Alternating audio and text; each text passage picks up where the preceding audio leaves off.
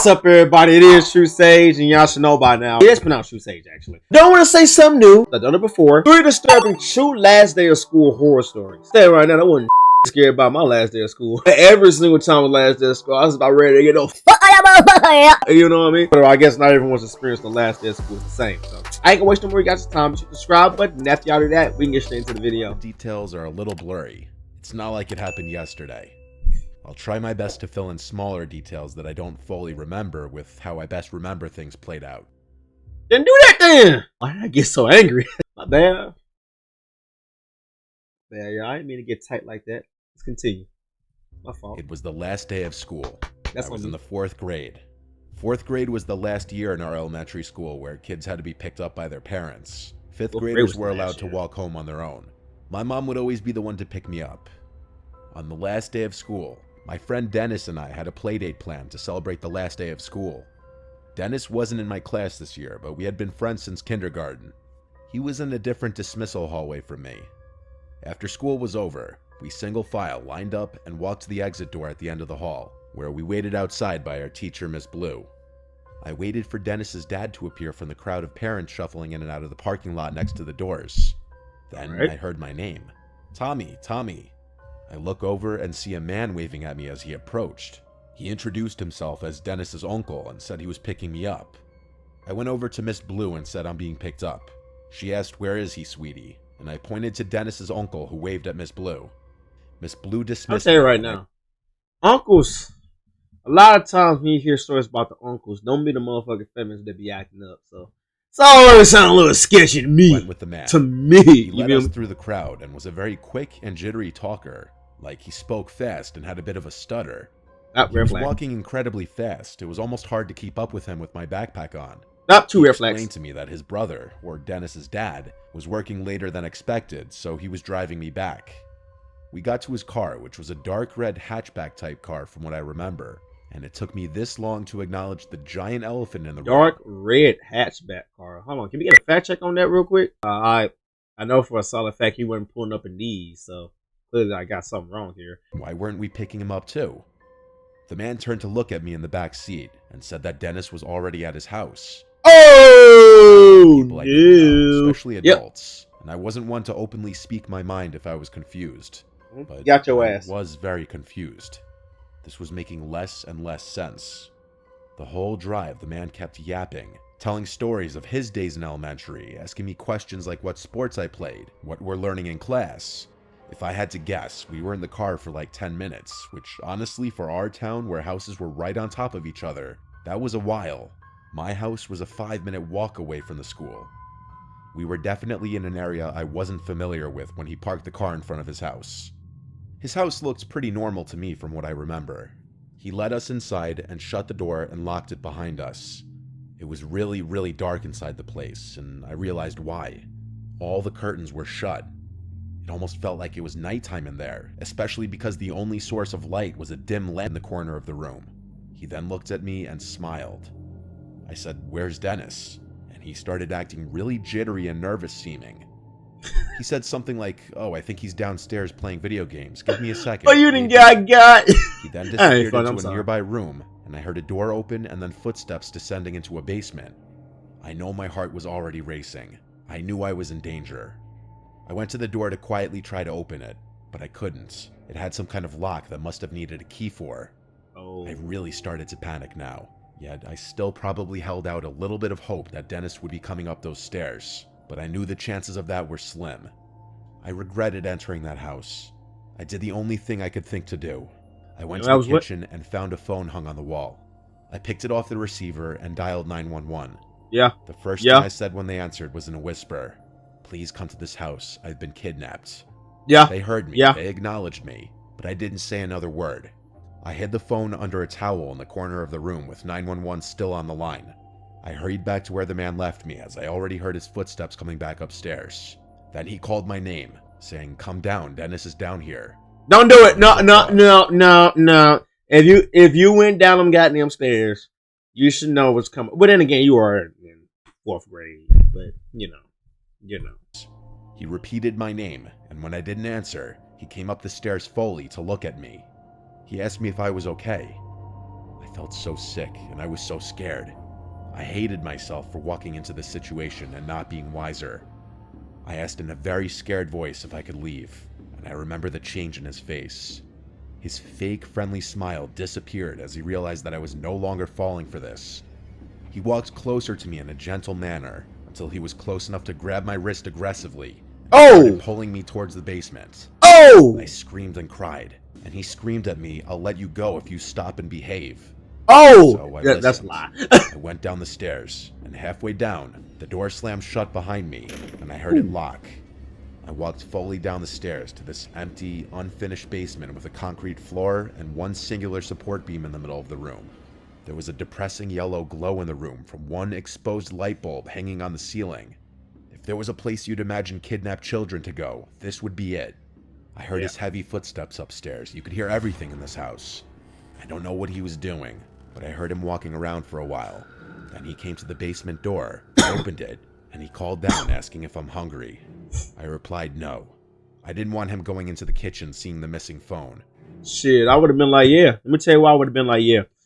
I would have been like, yeah, I'm hungry. You would have went to the kitchen. Regardless if we looked at that phone or not, you would have came downstairs, said you would have had a nice little meal, right? He would have gave me the meal. The very moment he would have put the meal in front of my face, I would have grabbed this wrist, I would have poured it towards me, I would have walked around here.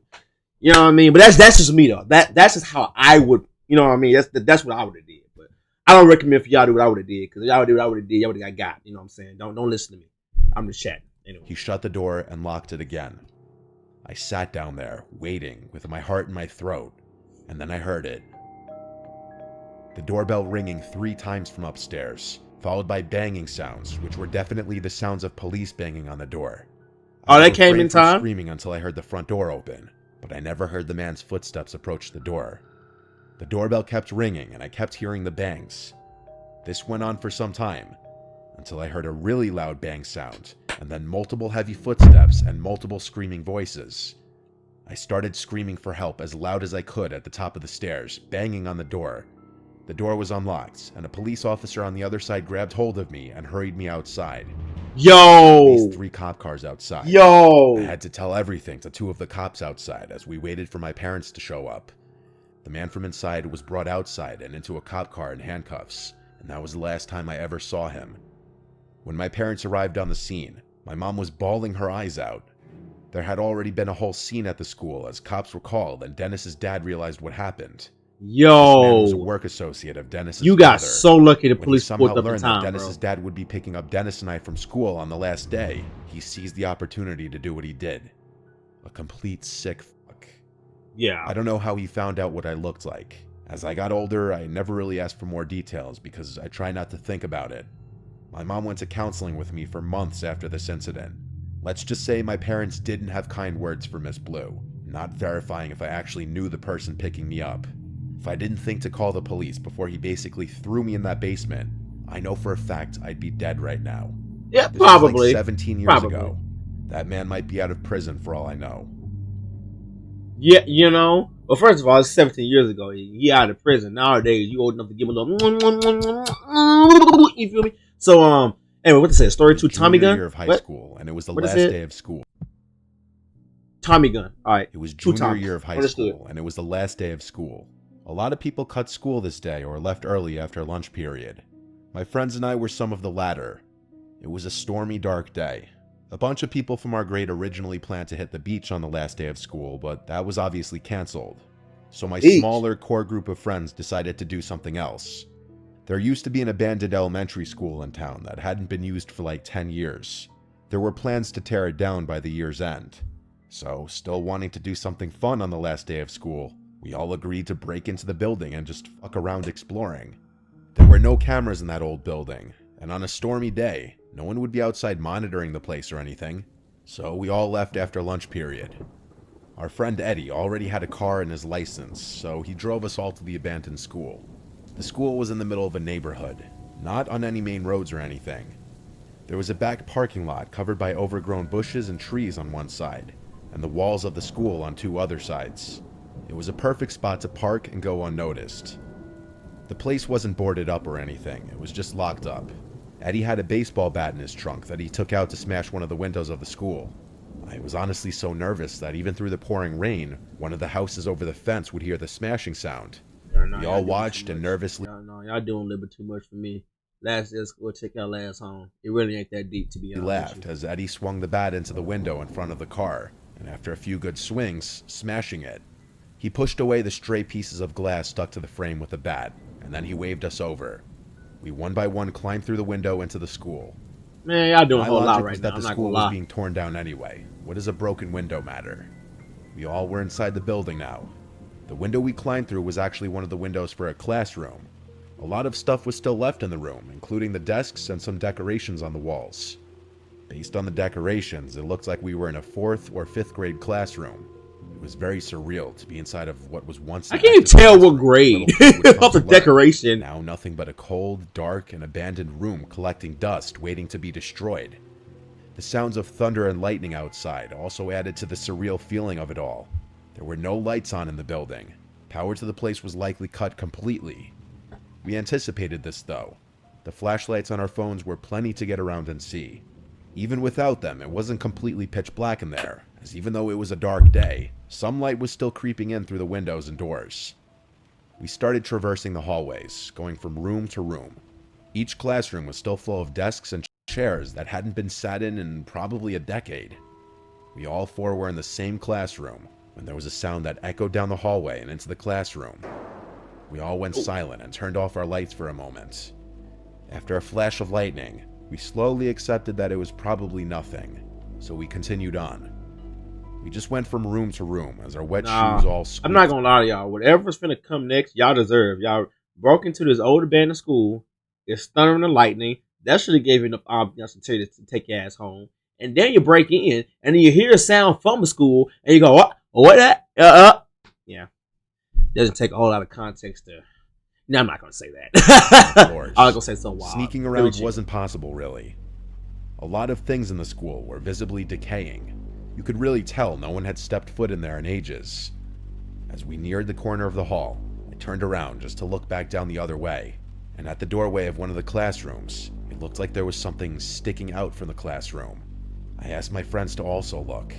Their lights would maybe help see what it was. When all 4 of us were pointing our phone flashlights toward the door, whatever that thing we were seeing was retracted into the classroom. Oh, hell no. 4 of us quietly went, oh shit, amongst ourselves, and we started running down the intersecting hallway. Yeah, We so go stopped when home. We were far enough away. It seemed we were in the kindergarten wing now. Then we heard another sound echo from down the hallway. And y'all still in there. It seemed Y'all still we inside weren't there. alone. But who could be in here was the question. The place was locked up, and every light in the building was off. The sound scared us into going into the first classroom we could find and shutting the door. It was indeed a kindergarten classroom. We were now concerned we'd get in trouble, so we waited in silence with our flashlights off. The rain was still coming down hard, and there was still thunder and lightning crashing. Bro, every if 20 y'all seconds don't or jump so. out the window Suddenly, and the door go. flicked open, and someone pushed it as it eerily creaked to a fully open position. Who We was didn't it? see anyone at the doorway though, and the hallway was almost pitch black. Ooh. We all tried our best to stay quiet. And then, slowly, something appeared through the doorway. What was It was it? the shape of a head.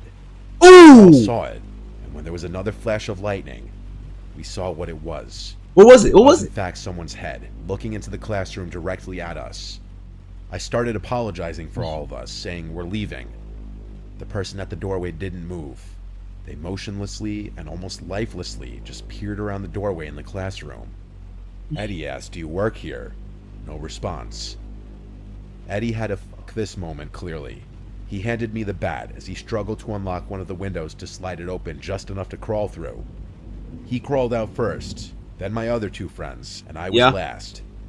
Before I crawled out, I looked back one more time at the head at the doorway. I crawled through as quickly as I could, fearing I'd hear the person run up behind me and grab my legs. Once I was out, I ran to catch up with my friends who were already booking it back to Eddie's car. We drove out of there in a hurry and never looked back. The building was torn down later that year and has since been turned into a park. We never got in trouble for breaking in. To this day, we have no idea if that was some kind of worker or just some random person. Either way, it was extremely creepy behavior on their part. Wait. So After y'all slid the door open and y'all was jumping out, the head was still just staring at y'all through the door. That's wild. Not gonna lie to y'all, y'all 100% deserve that. Y'all would take your ass home and fucking watch Netflix or something. Y'all would never been in that situation in the first place, bro. Now, in my opinion, how many people? Is it like 4 people? Low key. Would there be 4 of y'all and one head piercing through a door with a baseball bat? Y'all could have jumped them. Y'all could have jumped and went on by y'all day. But hey, you know what I'm saying? More story, don't break into old abandoned schools and expect not to be creeped out. So, story 3 about Liz. Alright, Liz. I ain't gonna hold you. I ain't gonna hold you. Liz, who your mama is? Liz mama sound like she probably thick as hell. Oh. Freshman in college, I took a chemistry class. It was really difficult for me. The tables were arranged in groups of 4. I sat at a middle table at the left side all the way to the end. Next to me was a guy named Zach. He was very awkward. He gave me Reddit moderator vibes. Reddit moderator vibes. He was a little overweight, and he had a really ugly, patchy beard. Definitely a Reddit stuff user. in chemistry. I think he was just good in school overall. We started to talk in a pretty cordial way when he noticed I sucked in class, and I would ask him for help. He started offering to do my homework for me, and he even let me cheat off him on tests. Oh, he cool. I He never valid. got any kind of flirtatious vibes from Zach, but that might have been because he was just too awkward to flirt in person. He eventually asked for my number so that he could send me homework-related stuff. Obviously, I gave it to him. He was helping me out a ton and didn't give off any threatening vibes. Oh yeah, no, he Just valid. He seemed cool. a He little cool. reclusive. Fast forward to the last day of class, and Zach did something completely unexpected. What he did? He asked me if I wanted to go on a date with him after class. Okay, what I you had no said? physical attraction to Zach in the slightest. Oh. Our personalities were complete opposites. But What he you did said? help me throughout the semester maintain an A, so I had to let him down super politely. Oh, I thought I you lied, just said yes. told him I'm going away to Miami for the next couple of weeks and won't be around. He right away responded, "What about when you get back?" Ooh, I my felt boy. like 2 weeks boy was locked long in. enough of a gap in seeing each other where he would probably lose interest. So I said, "Yeah, I could be around," or something like that. He responded with a really cringy "cool" as he nodded his head in response. From here till the end of class that day was really awkward for me. After class, I left straight for my car and drove right home. I was a commuter, not a dormer, so after the last day of class was over, that was it. It was Thursday, and my other friends who went to the same school wanted to go out that night, so we hit town that night, and at some point, I got a text from Zach. He asked, What'd he say? "When are you going to Miami?" Oh, that I boy told my locked friends in. all about Zach while we were drunk, how he got me an A, but now he wanted a date. My friends joked that I should just go on the date with him to be nice. I joked back sarcastically, "Yeah, for sure." I told myself I'd respond to it later, but I was drunk and completely forgot to. The next day, I woke up to 2 follow-up texts, one with question marks, and then the next one, "You're going to ignore me now that you don't need me anymore, right?" Oh, wait a minute. Hold on. I'm not gonna lie to you. Wait a minute. I'm not gonna lie to you. Zach sounded pretty cool at first. Now my boy Zach sound like he ultra locked in now. You know what I mean? Oh, brother. So I replied, "Hey, I'm sorry, I was packing. I'm going to Miami today." He replied almost instantly saying, "Okay." Obviously there was no Miami trip, but he should have never found that out. Later that night, my girls and I went out again, and while out, I got a scary text from Zach saying, "I thought you said you were going to Miami tonight." Oh. I almost dropped my drink when I saw this. Oh. I showed it to my girls, and they were all freaked out just like I was. Oh. I replied to Zach, "What do you mean?" And he replied, "Nothing, forget it. I just don't like liars." Oh, okay. I genuinely minute. was scared that I was being stalked. I looked around the whole bar, but he wasn't there. At least as far as I knew. So what the hell? You want to be a real legend. Games change and made. Underestimate. I just didn't answer. At that point, I never planned on answering him again. It wasn't until late that night, shortly after I got home, like literally taking my shoes off inside, that there were knocks at the door. Yo, please don't tell me it's 1 him. a.m. I said, "Who is it?" And it was Zach on the other side. He said, "It's me." I wanted to scream. I was home alone. I yelled through the door to leave, or my dad will come out and kick your ass. That seemed to work, as he didn't knock again. I texted everyone I knew about the situation, my family, all my friends. I was horrified. Some suggested calling the police. I said I would go to the nearest station tomorrow, but tomorrow didn't even come yet when I received a super long, disgustingly weird and creepy text from guess who? What'd he say? What'd he say? When I picked up my phone and read it. This is what it said. What'd he say? I'm feeling a lot of emotions right now after being used by someone for months and then lied to. And hurt and anger are two of them. Oh! I thought from the start of the semester in chemistry class that our chemistry was through the roof. No pun intended. I must say, I am hurt that you would make up something as elaborate as a 2-week-long Miami trip just to avoid going out with me. Even after I stuck my neck out for you all semester and risked my own academic standing. I definitely have noticed the way you looked at me sometimes in class, and I can't pretend there wasn't a hint of interest there. I ain't gonna hold my boy. There probably wasn't nothing there. The only chemistry that was going on was on that sheet of paper you was helping with. My boy, I ain't want to be the one to tell it to you, but you feel me? I've been in that same situation too before, my boy. It happens to the best of us. Not this, but you know. Asking for at this point is for one date. That's it. I'm not asking your hand at marriage, though I surely would be quite an ideal husband to have if I do say so myself. He didn't have I'm going to give you the benefit of the doubt that you needed more time to think over the prospect of going on a date with me. I know how much I have to offer, much more than these losers all over campus. If you want, I can come back to your house and we could talk about it in person. I will say yours truly, Zach. This all for once. I'm just very crushed to feel like I wasted so much this semester for nothing in return. Yours truly, Zach. I sent this to everyone. I didn't care that it was 3 a.m. I called my dad until he picked up, and I told him how scared I was. After he read the text, he took it upon himself to send Zach a lengthy text of his own, and he attempted to call him like 10 times, but Zach is clearly too much of a coward to pick up that phone call. I also went to the police station the next day with the text saying I wanted to press charges, and one of the people working there said that Zach would be contacted. Zach never picked up any of the calls from the police who were trying to get him to come in for questioning, nor did he answer any of their text messages. Zach completely disappeared. I never heard from him again. Between the police contacting him and my dad's pretty scary texts and voicemails, that basement-dwelling creep probably was shitting himself. Luckily, I never saw him on campus again or anything like that. But I can say, I know what it's like to deal with an actual stalker. Interesting. Okay, so out of those 3 stories, I think in my opinion, the scariest one was between the first and second one. I'm actually going to say the first one was scarier because the second one could have easily been avoided. Plus, it was like maybe 2, 3 to 4 y'all with a baseball bat. Now, the schematics was scary. Ultimately, y'all could have just jumped them. The first one, he's a kid in the 4th grade. You know what I'm saying? Got kidnapped. If the police didn't come in time, he would have been screwed. More of the story, don't get in the car with anyone that you don't know. Don't go to old and abandoned schools. Don't trust anyone named Zach if it's not spelled Z-A-C-K. Anyways, though, let me know in the comment section down below. What story do y'all think was the scariest to you? And while you're down there, hit the subscribe button. This help me, but it helps you too. Why? Please see content similar to this one. If you guys did subscribe to me, I appreciate it a lot. If you guys didn't, I guess we'll just part ways now. Either way, go out, y'all keep it easy, and I'm gone. Peace.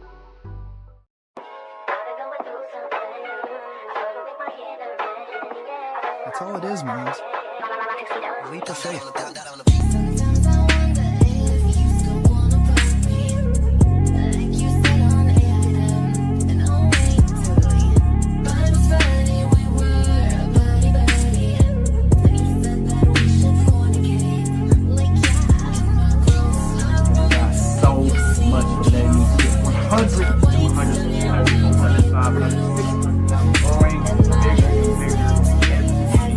$100